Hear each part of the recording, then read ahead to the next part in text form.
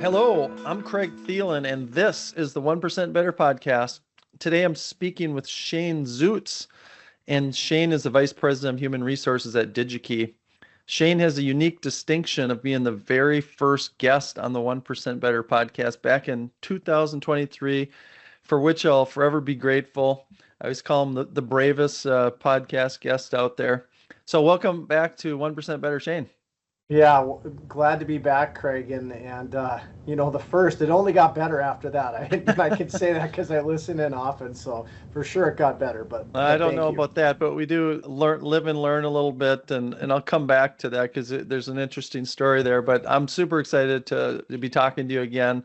You're also the first guest to make a second appearance, so if we keep this up, we might have to fit you for a jacket like they do on Saturday Night Live.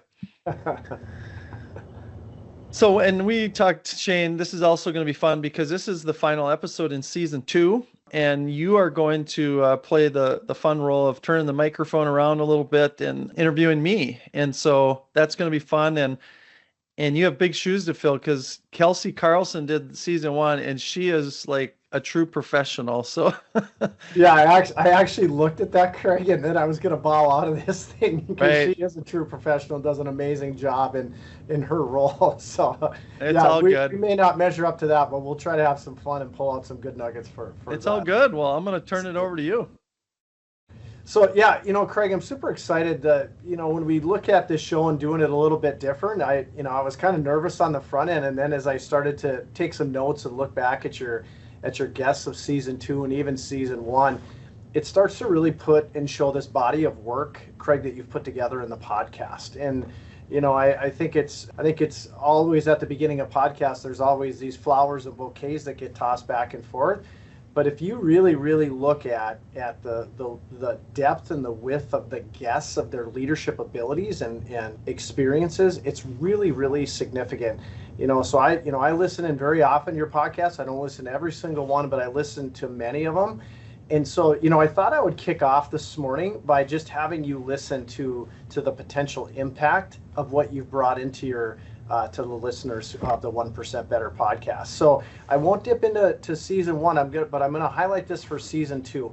And I don't have the last 4 or 5 episodes. I didn't think we were able to connect on those, but so this will take me just 30 seconds. But here's the different topics that you were able to tease out with leaders. And just listen to this, Craig. I think it's very powerful.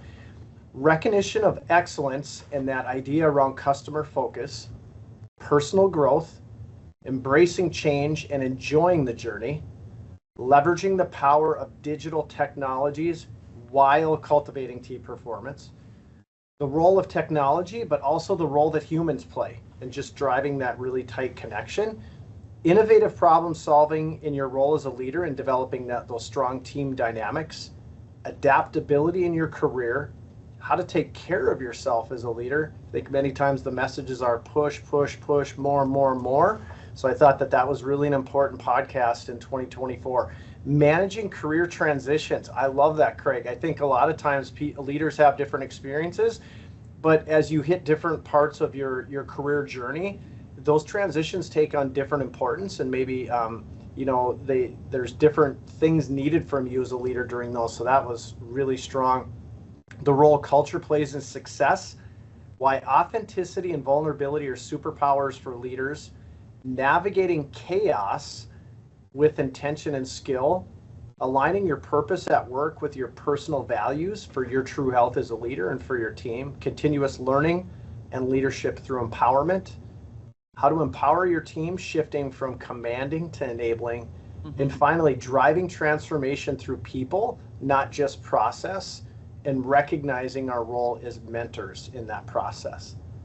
So, that's almost a mic drop, Craig, when you think about 2024 and the people that you were exposing all of the listeners and followers to in your podcast. So number one, I just want to say I'm a big fan of the work that you're doing. It's not easy to start a podcast. There's that uncertainty. Is anyone going to listen and things like that?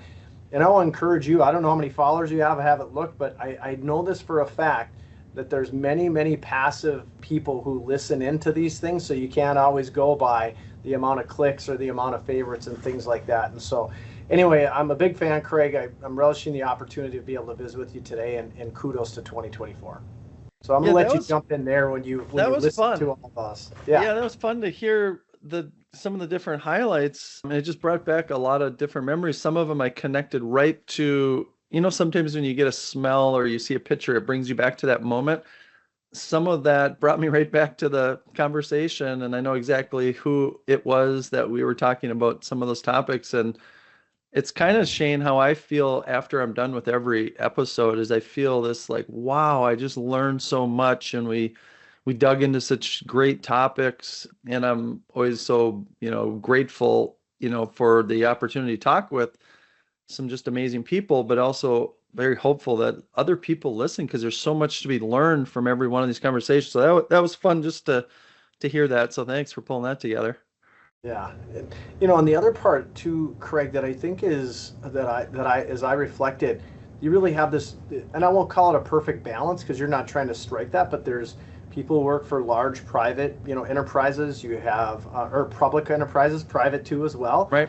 And then also entrepreneurs, and then those people that are helping support leaders across in all those different kind of sectors and how their businesses are run. So I think that's another important. So. But let me ask you the first question. So with that great depth of knowledge and experience you brought in, how do you go about choosing your guests? And I'm not asking you this so that someone listening can say, oh, okay, I'll do those things so I can get on the podcast. But as you set pace in 2023, you were very clear what you wanted to have happen in this podcast. You wanted people to understand that incremental growth can be extremely powerful when embraced. So how do you go to choose your guests so they lean into that mission and purpose of your podcast? Yeah, it's a great question, and it's evolved, Shane. I mean, it started with, first of all, kind of just a celebration of Trissential and 20 years of business, and just us being grateful for all the people we've met and companies and work that we've been able to work with other people. And we wanted to share some of the stories and just share some of that with other people to give back. And that's part of our mission.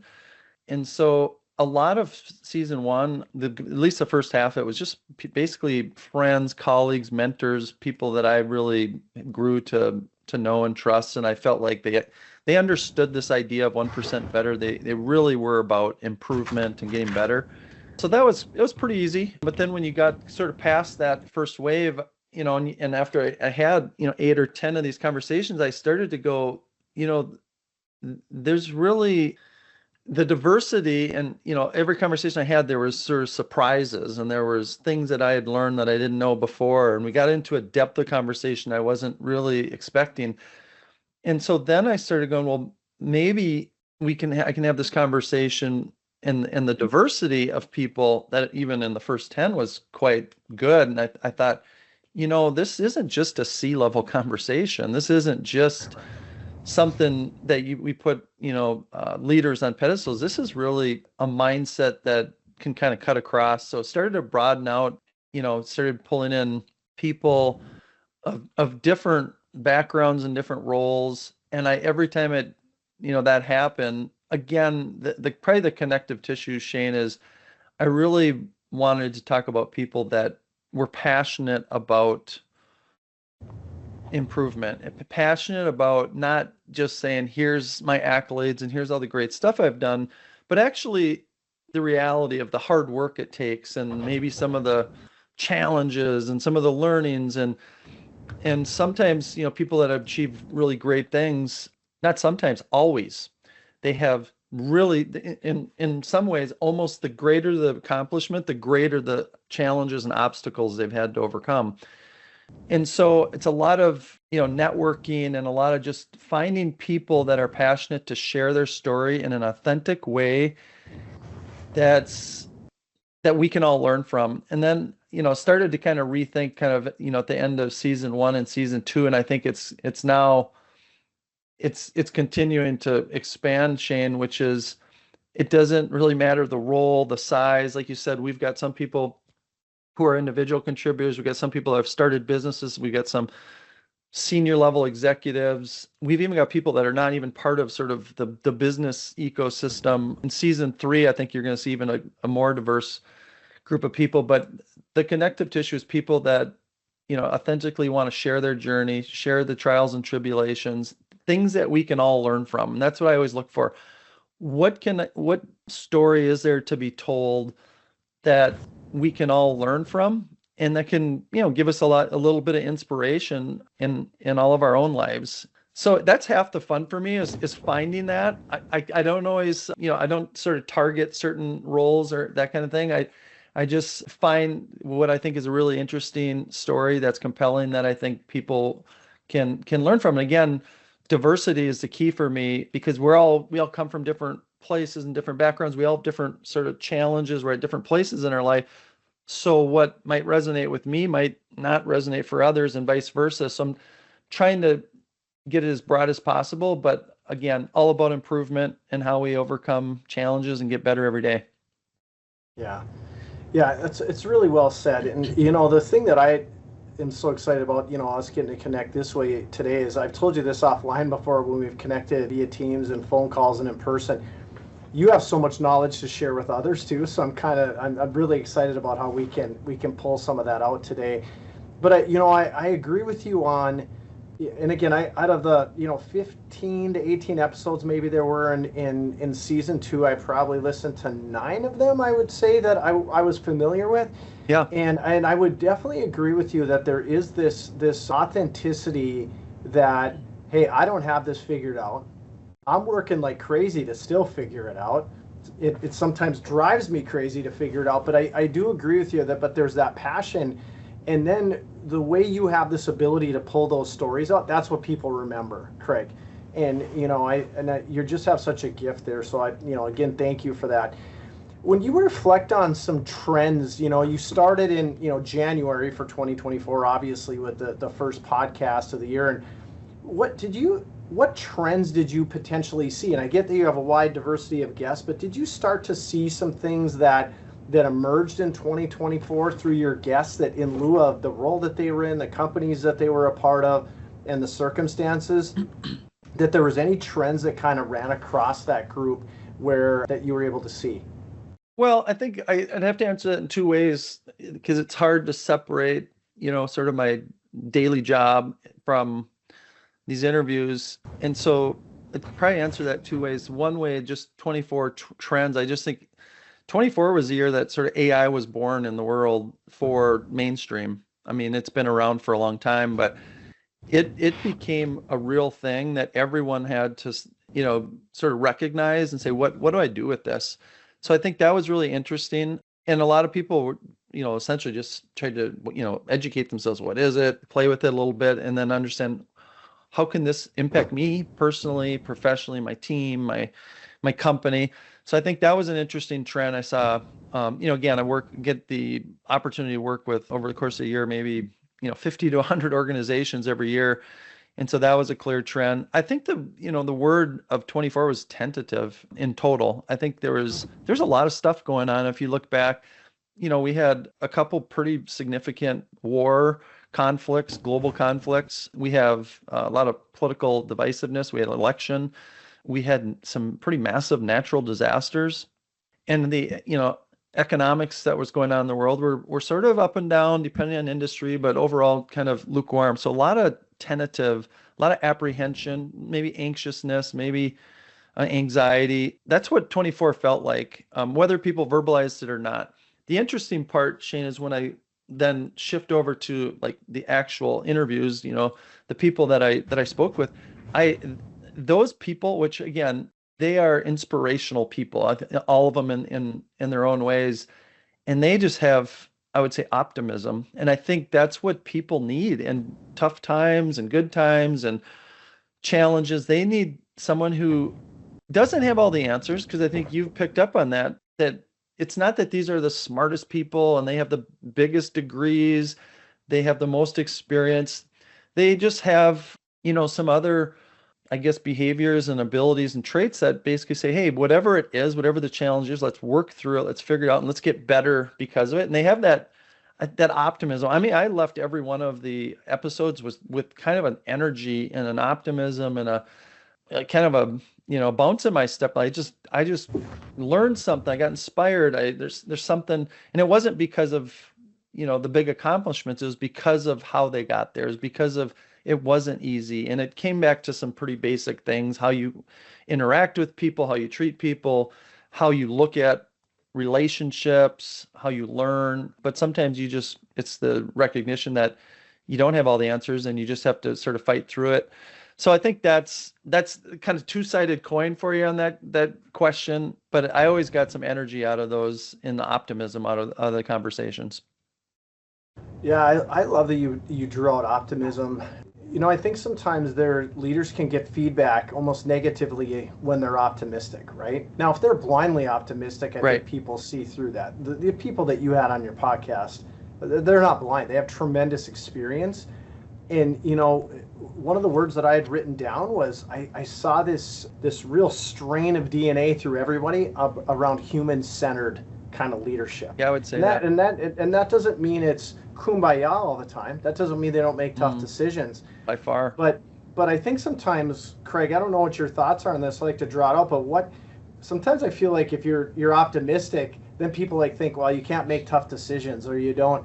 And I don't tend to sign up to that, and I don't tend to agree with it. But do you have anything to draw out there a little bit further on that optimism piece and human-centered leadership? I think there's a difference between optimism and sort of a confidence and we can figure this out together, and let's work on this together with, I would say, maybe cheerleading, or I don't want to talk about the tough stuff.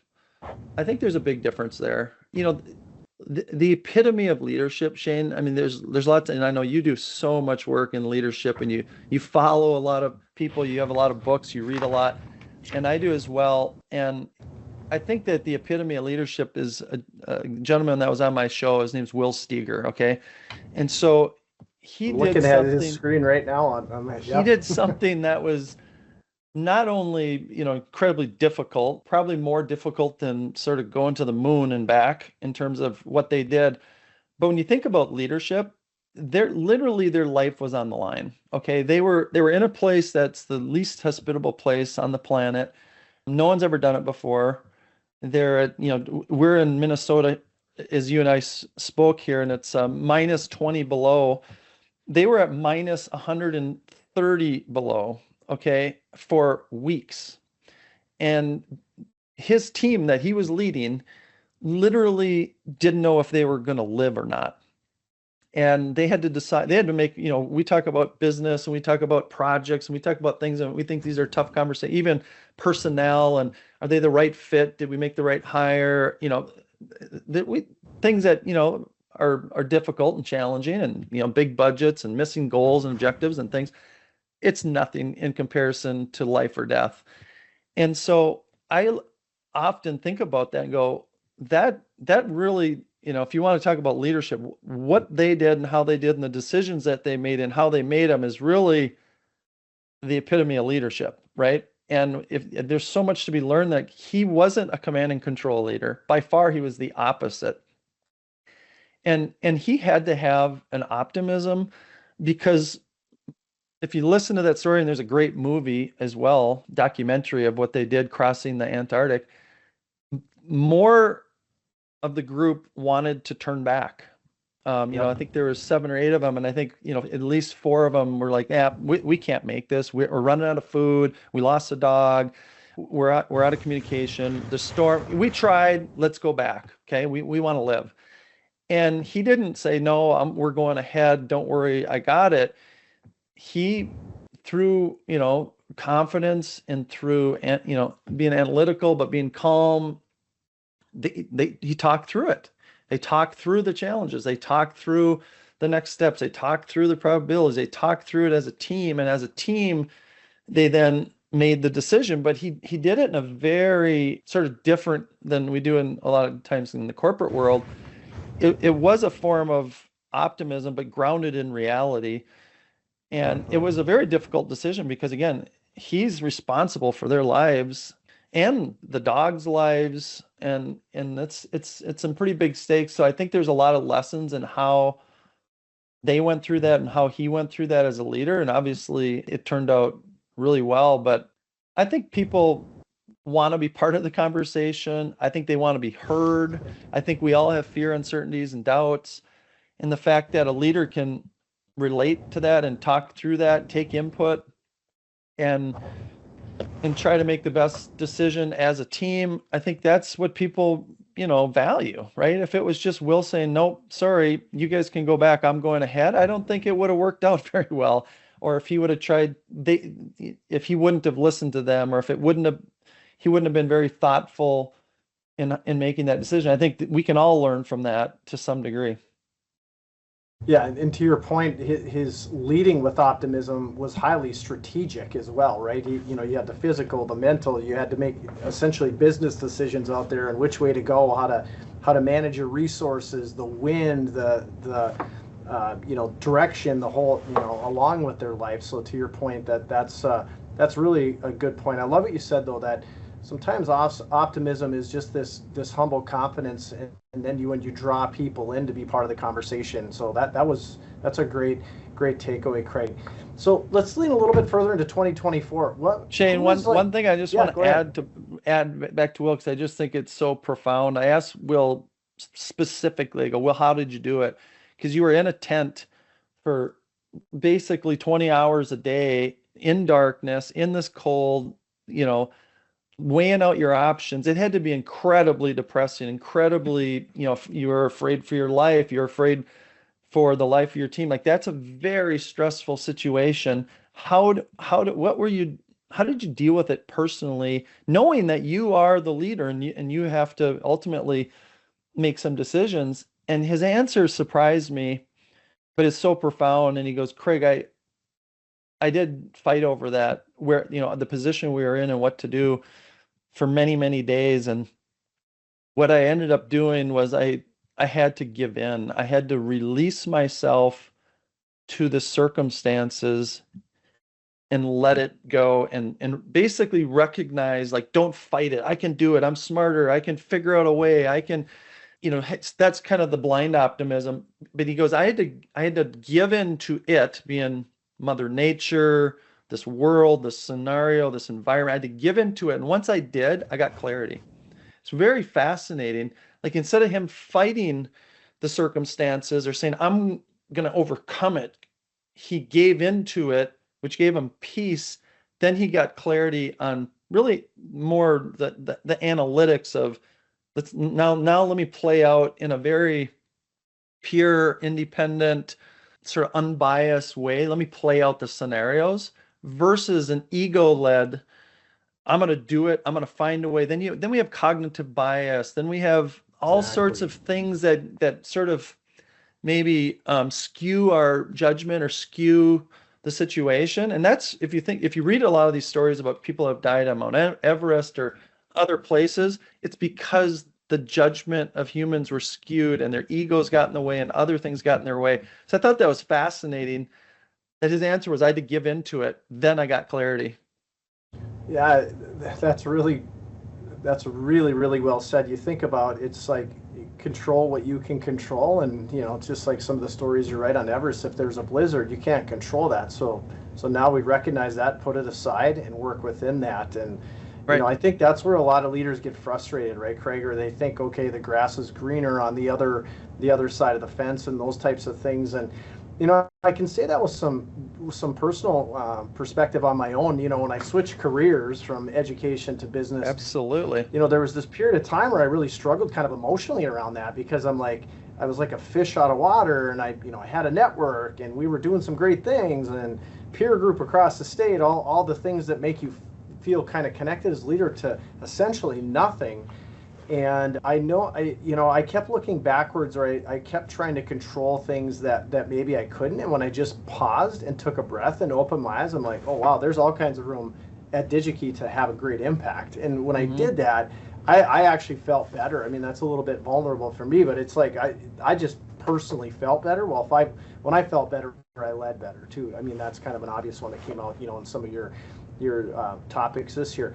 Okay, so outside of that, what was something that unexpected from one of the guests that, I always joke with people, like, what did you go home and call a friend about last night, or what did you tell your spouse about, based on on a meeting or a promotion or a big win in a project. But in this case, within the context of your podcast, where's one of them when the day ended, like you just had to tell somebody, like, I can't believe this story, or this hit me this way, or it made me think about, I don't know, my childhood. It made me think about my first job, or what's a moment that maybe impacted you that, and this can be more personal. We don't always have to talk about leadership, but because part of who you are, Craig, and how you show up is why the podcast is special, right? But who hit a nerve, or a good nerve with you in some of the time you spent? Well, I mean, it's an amazing question, and part of me wants to say, Shane, every single one of them in a different way. And this is what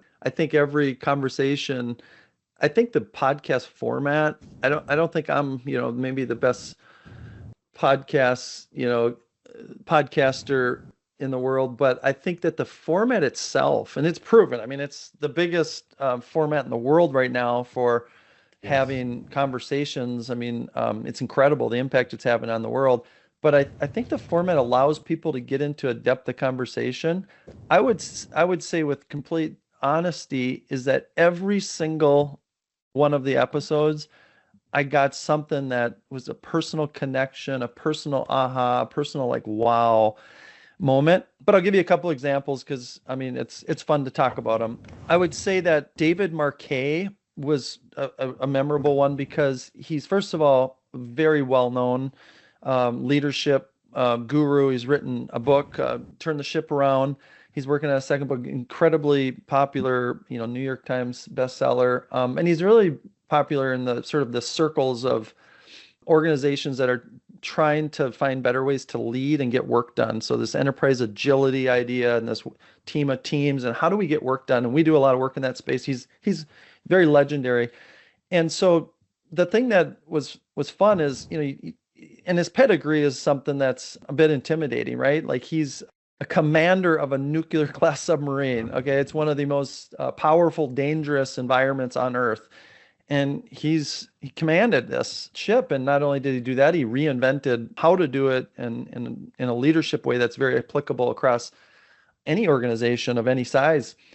And so I was talking to him, and he's going through kind of his techniques of, intent-based leadership and servant leadership. And I just asked him, like, I try to cut through the dialogue of it and try to get to the essence of how did you get here? How did you get the aha? And so I asked him, at the end of the day, what was it? What's the magic? Because you were taught how to do command and control leadership. That's how the military teaches you. That's how the guidebooks and the policies are all written.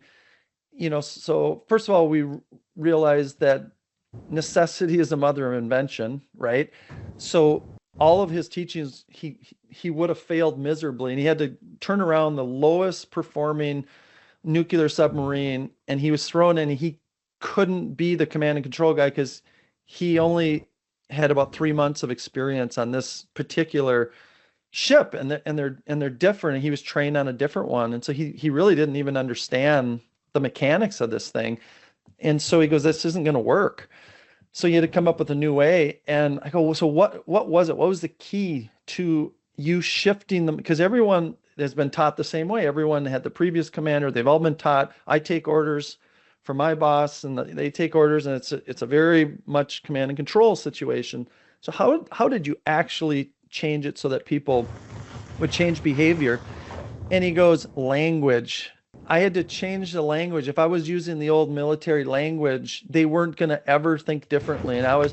So I had to ask them different questions, and I had to use a different language that they go, okay, this feels different.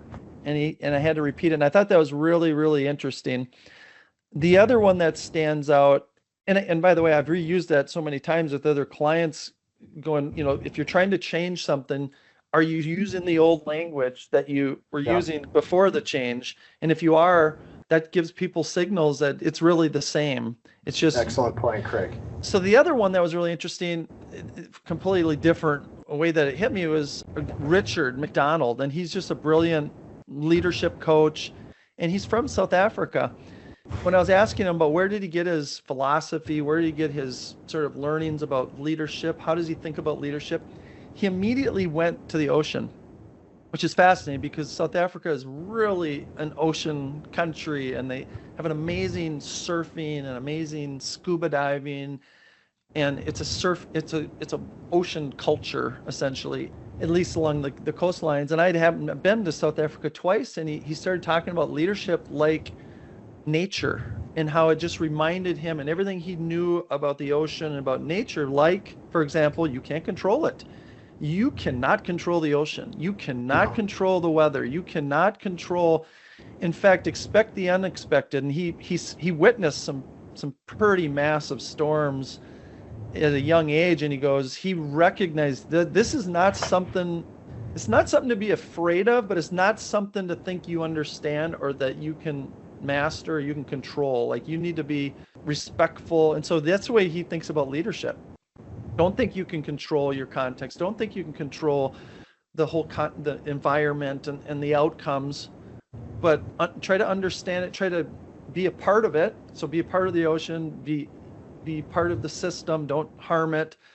Don't try to control it. And he just had a lot of connotations to nature and the ocean, and that really hit home for me. I'm like, it all makes perfect sense. Like, we're all part of one globe. We're all part of one team, one organization. How do we coexist? How do we, just because someone's got a different title doesn't mean they're more important. The shark's not more important than the squid is not more important. It's all part of an ecosystem. And if there's not balance there, then bad things happen, right? We know that. And I think we're learning it actually in the globe, that everything we do has an impact. And so how do we coexist with nature? So he really tied that together, and it really made sense to me.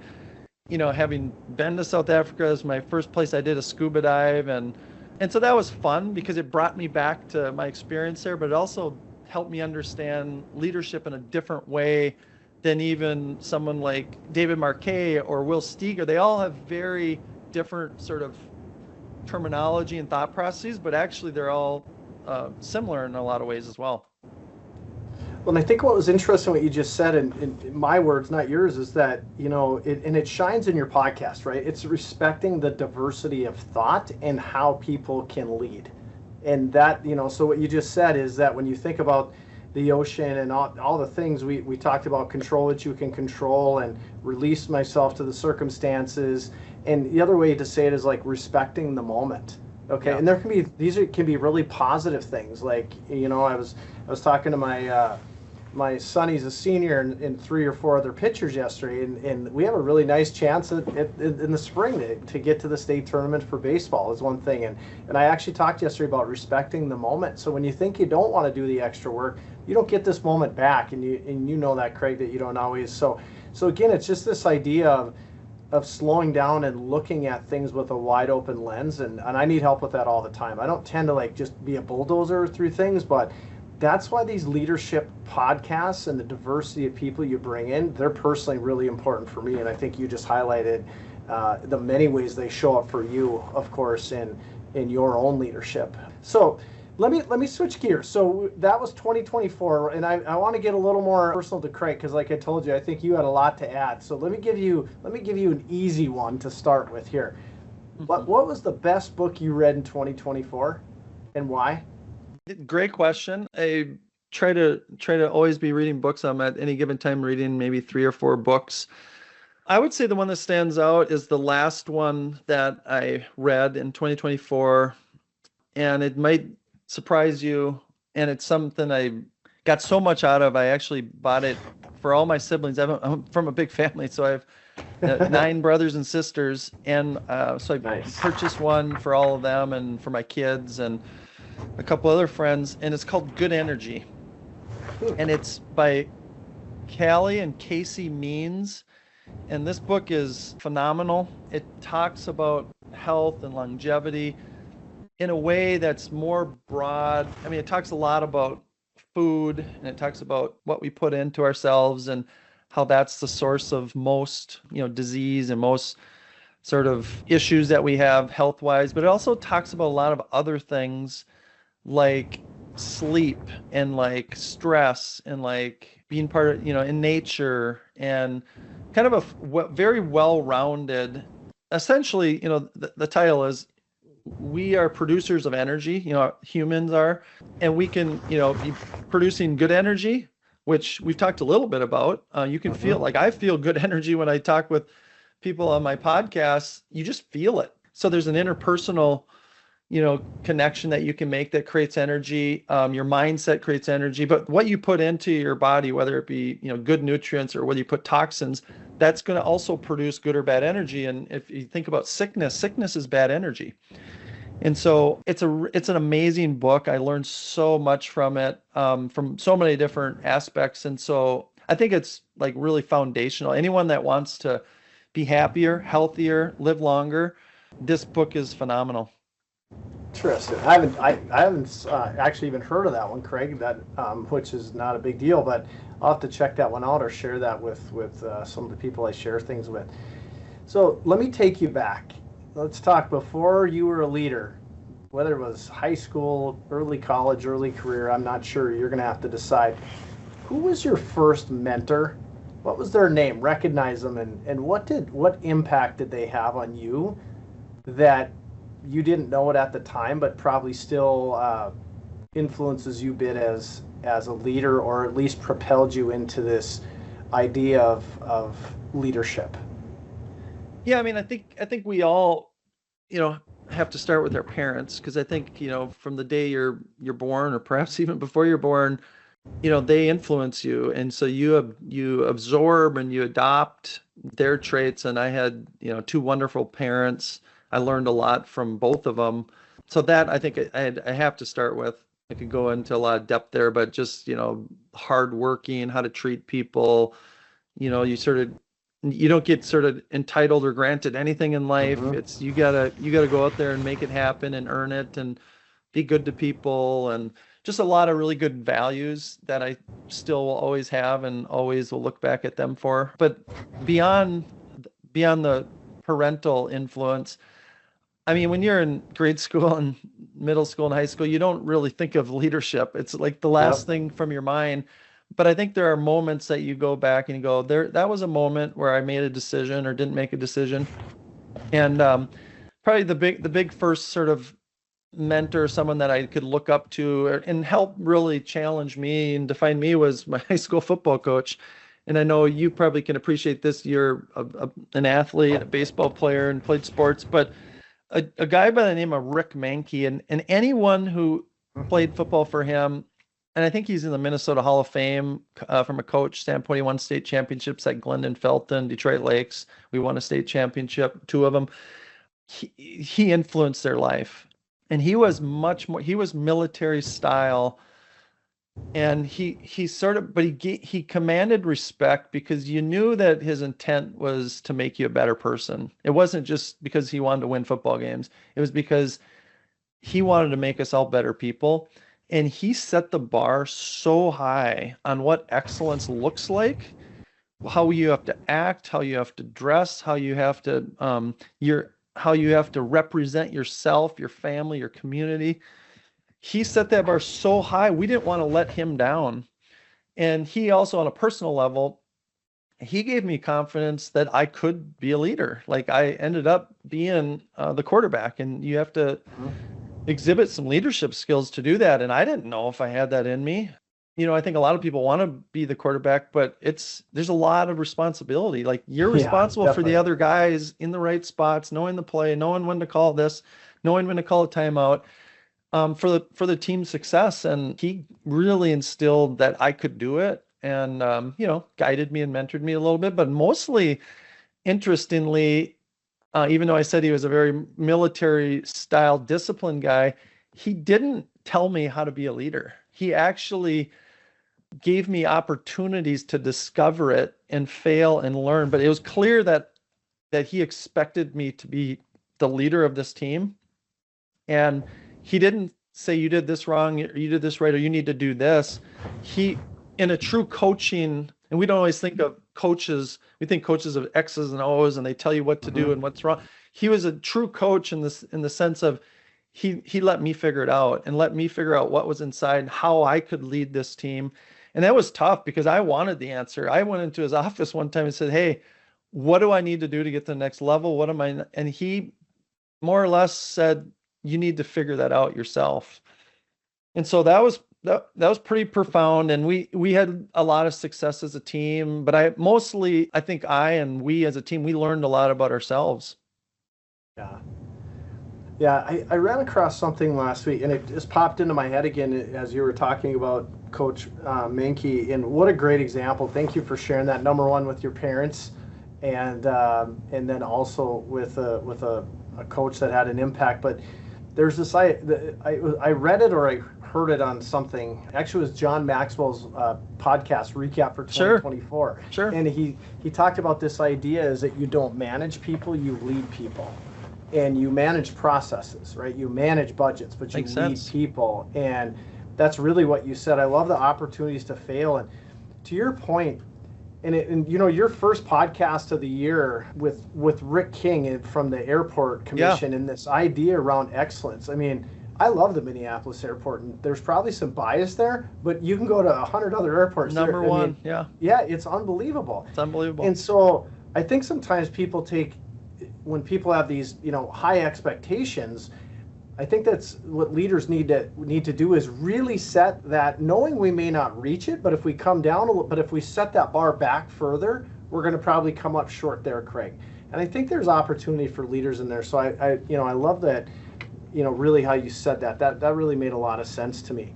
So now let's start moving to 2025 here as we get closer, you know, to the end. Where do you see that leaders are going to have the biggest opportunity in 2025, or challenges? You can look at it through either lens, and they're both positive. But where do you see 2025, you know, bringing us from a leadership perspective? And listen, I want people to understand, when you inform these questions, it's with a wide background, from a tremendous amount of experience with many different businesses, plus your exposure in the podcast. So I'm really interested in this question, probably personally more than anything, but where do you see, you know, some opportunity or challenges that are going to rise for leaders? Again, I love it, because it's so fun to look back and look at sort of trends and then sort of look forward. And I think 25 is already shaping up to be a really amazing and unique year.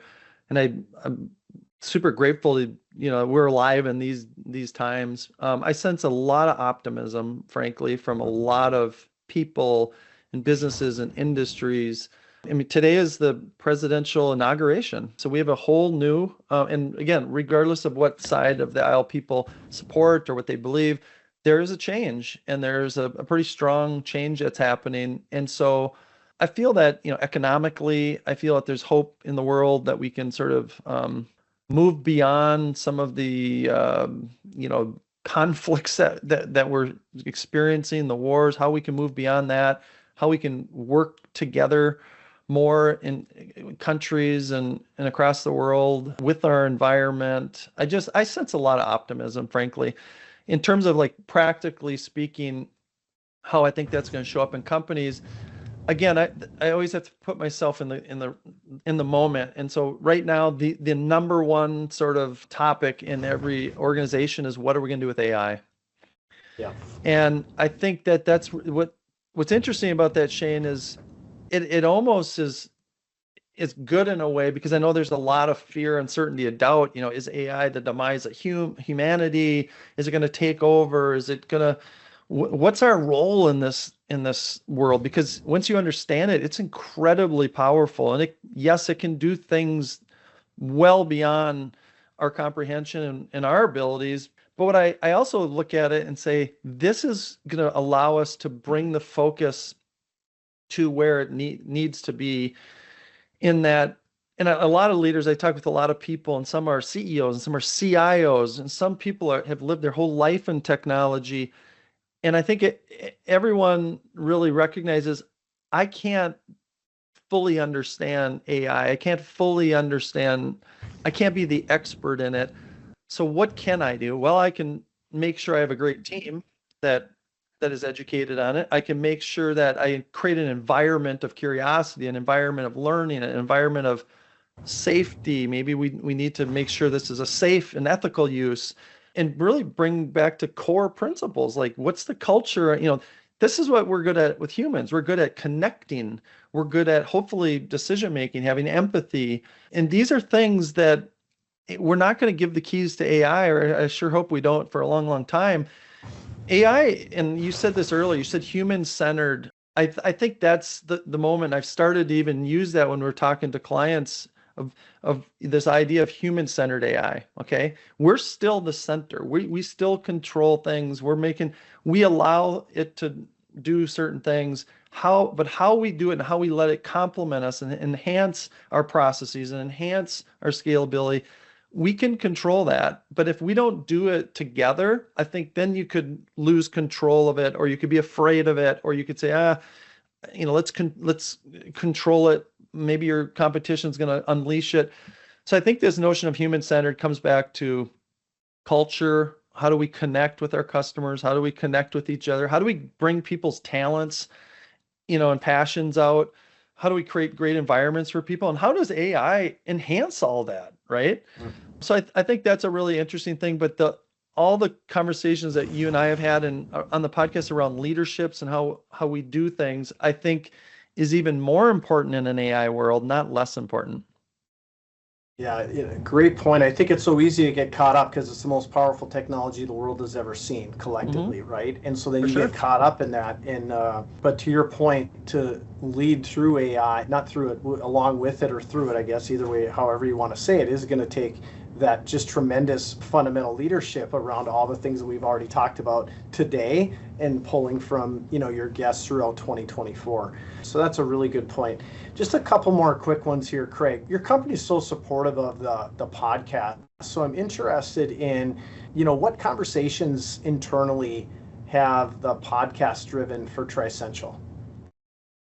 Yeah, it's been interesting. I mean, again, first we started it just to kind of give back to our clients mm-hmm. and people about just, things that people we've met and the experiences that we've had. And it's really started to evolve and snowball. I mean, we've always been an improvement company from day one. Trissential stands for the three essentials: strategy, management, and execution, and how those three things come together to help organizations have success and improve. And, we call it the shape of business improvement. And so we've always been an improvement company, but 1% better, it kind of puts a little bit of a fine point to it, saying, how do we get better every day? And we need to, because we have to, stay ahead of our clients to help sort of pull them ahead. And so we've started to do internal learning development with sort of the 1% better mindset. Like, how can every one of us get better every day? We've started to do some of our own process improvement, essentially eat our own dog food, right? And that's been fun. It's been fun to see. It's a little bit of a branding thing where we can all rally around, hey, how do we get better? Because then we can make our clients better. And that's been a fun thing. We're going to continue to, I think, invest in that and try to, proliferate and even maybe try to bring it into some of our engagements. Sure. It also caused a kind of an interesting, weird dialogue around, well, is 1% better? Is that all? Is it limited to that? Yeah. Maybe a company wants to get 100% better. It's like, I don't think 1% better, the mindset is limiting at all. In fact, I think it's unlimited mindset. Essentially, it's just saying every single interaction, every day, if you get better, wow, think about that after 30 days. Think about that after a year. And I think, it's something like you're 3 times better or 350% better if you do this over a course of the year. What company, just think what that could do to a department or a company. Yeah. If that really was the case and you were getting smarter and better every day. I think it's pretty powerful. Yeah, wonderfully said. I'm not even going to comment. That was super well said. And again, kudos to the company as well for supporting, because I did want to draw out the meeting at Trissential because we've talked about that before. So you went where I wanted to take you. All right, two quick ones. One is, you could have any guest in the world on your podcast 2025. I can snap my fingers and make it happen. Who's here and why? Well, that's a tough question because, man, there's so many people, past or present or this or that. But the first one that came to mind, so I'll go with it, is Joe Rogan. I mean, the guy, what he's done with podcasting is mind-boggling, and how he started, and talk about simple, humble roots. Is like him and a buddy. This is like we didn't even have technology really, and they were just kind of shooting the bull about a couple things, and it was just to grow into where he's got, he just signed $100 million, $200 million contract or whatever. He's probably worth $1 billion, and the tens of millions of listeners and the people that he has on his show. So I would love to talk to him and interview him about his journey and just the people that he interacts with. And I'm fascinating. It doesn't matter if he's talking to some of the smartest people on earth, like Elon Musk, or scientists on certain topics, or, some topics that are kind of out there, like UFOs and, that kind of stuff, or whether he's talking about just, comedians, or whether he's talking to people in politics, like, he said Benjamin Netanyahu, and he can hang with them. He can talk intelligently. It's pretty amazing. So that would be a fun one to get on, just again, to reverse the table, so to speak, and put him on the spot. pull the learning for your end selfishly. That's a good one. Okay, last question, and as we wrap up kind of season 2, and again, Craig, I just want to thank you so much for the opportunity. What are the goals we have for 1% Better Improvement Podcast in 2025, season 3? Yeah, so again, two sides of the coin. One is just want to really eat our own dog food on it and just make it better, every episode, and just continue to get really interesting, inspiring people, and try to learn myself and try to get better at pulling out the superpowers and pull out the inspiration from each one of them. The other side of the coin is I just really think there's so much value from these conversations and learnings. So to get it to more people, how can more people hear this and listen to it? Because again, I learn every single time, and I'm confident that other people will as well. So we're going to try to get it out to more and more people however we can. Well, great. Wow. Be proud. You're I think 31 or 32 episodes in, 2 seasons down, gearing up for season 3 in 2025. I know that I'm looking forward to continue learning with the guests that you pull in. And again, and if I could give you any encouragement, your style resonates well, Craig, in being able to connect with people, and that's why you're getting these really unique stories that, again, you have talented leaders all day long that are showing up to the podcast, but there's these stories and these nuggets that come out. I think that a lot of podcasts myth. I think that podcasters miss. They treat it as a checkbox. Here's all the things I got to get through, and how did you do that? And it gets a little mechanical. You avoid that. And I think keep getting that wide diversity is just so important, because I know that I pick up things, and we're a fairly large company, right? So people think, well, you must have to listen to people who work for large companies. It's like one of the best things you can do as a leader is to learn things outside of your industry and from leaders who don't have the same background. Like you said, with the gentleman, the coach in the ocean. What can you learn from that? So that was such a good parallel. But keep up the great work, and thank you so much for the opportunity today, Craig. I truly, truly value it and appreciate it. Well, thank you, Shane. It's always a pleasure to talk with you. I do have, by the way, I have one final question for you. And before I ask that question, I'm super excited about this next season. And I think you're going to see even more diversity of people on the show. Just a little bit of a teaser. We have, as an example, because we tend to have a lot of business leaders on, we have a kid who was the superstar of the March Madness NCAA tournament last year, and he kind of spearheaded the upset of Kentucky, hit 10 three-pointers. So he's going to be on the show, 𝐥𝐢𝐤𝐞. Super excited about that. And he's a 1%. We talked about him. I remember that. We talked about him. Yes. And he's exciting. And then I got another just really fascinating story that will, I think, blow a lot of people's minds. A kid by the name of 𝐸𝐤𝐤𝐞, and he's got mental disabilities, and the things that he's done, like anyone that's got full access to all of our abilities wouldn't dream of doing, running ultra marathons and Ironmans, and being 2-time ESPY winner and spokesperson of Special Olympics, and speaking in front of massive organizations. Just what he's done is so inspiring. And it just goes to show you this is nothing to do about title or role or anything. It's just about a mindset. And so that I'm really excited about. And he also anchors his work and what he does to 1% better mindset. So that's going to be fun. But last question for you. And I just realized, Shane, I think you may be the only guest, as I kind of got into this thing, I started figuring out what do I want to do with, kind of a rhythm to it. And so I asked every guest, the last question, which I never asked you because I didn't have that figured out yet. Oh, interesting. So I'm going to ask you the question that Okay. you never got to answer the first time. So you ready for this? Let's go. I can do it. So the question that every guest has answered is, step back from all of the stuff that we talked about and just look at your entire life, your career, what you've learned as a human, and then say, what would you give back to either yourself when you were, maybe in high school and you wanted to like share it with yourself, or maybe your grandkids someday and you want to pass on some wisdom and learnings that you've had in life. What would those things be? It's something I actually do think about, and I can say it very quickly because there's three things. I tell my sons, three of them, and they're getting into their careers and get in college and things like that.